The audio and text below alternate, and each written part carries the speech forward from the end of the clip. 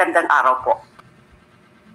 I have always believed that principled disagreements can strengthen movements if they are rooted in truth and guided by respect.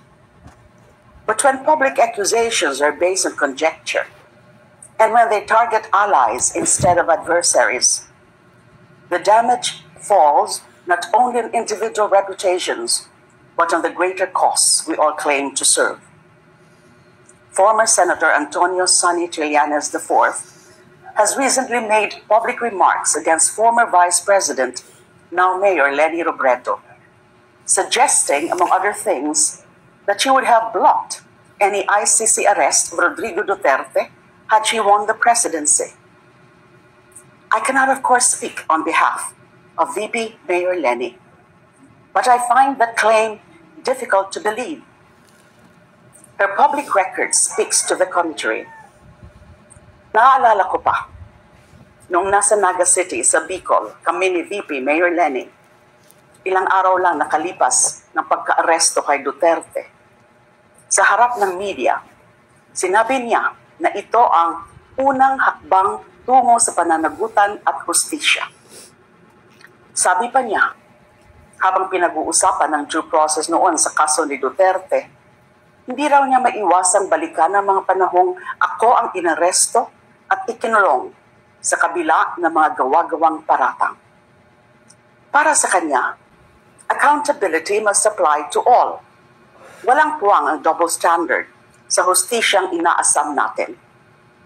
I have respect for former Senator Sonny Trillanes, who I consider a friend and a co-warrior against Duterte's excesses and evils. Kaya masakit makita na may mga pahayag na sa halip na magpalakas ng hanay, ay maaari pang magdulot ng pagkakahiwalay sa loob o ng loob ng mga datit kasalukuyang pagkakampi sa prinsipyo't at hikain.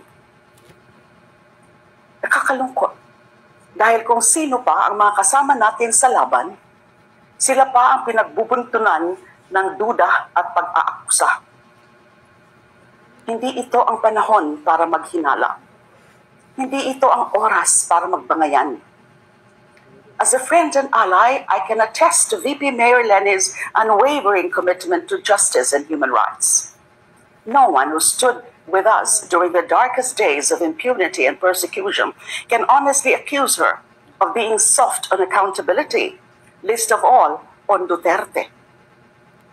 We do not know what has prompted these claims, but we do know their effect: division, distraction, and disinformation.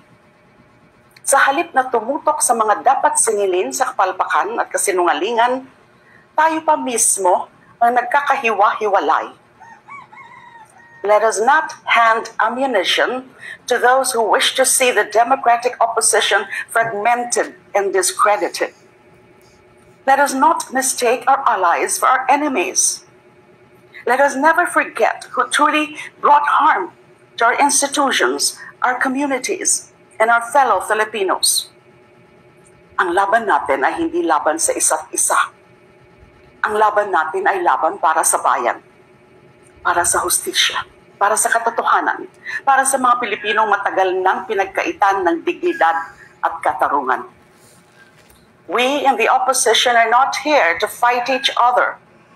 We are here to fight for the people, for justice, truth, and dignity. That is our shared mission. Let us not lose sight of it. Tama na ang pagbibintang. Tuloy ang laban para sa bayan.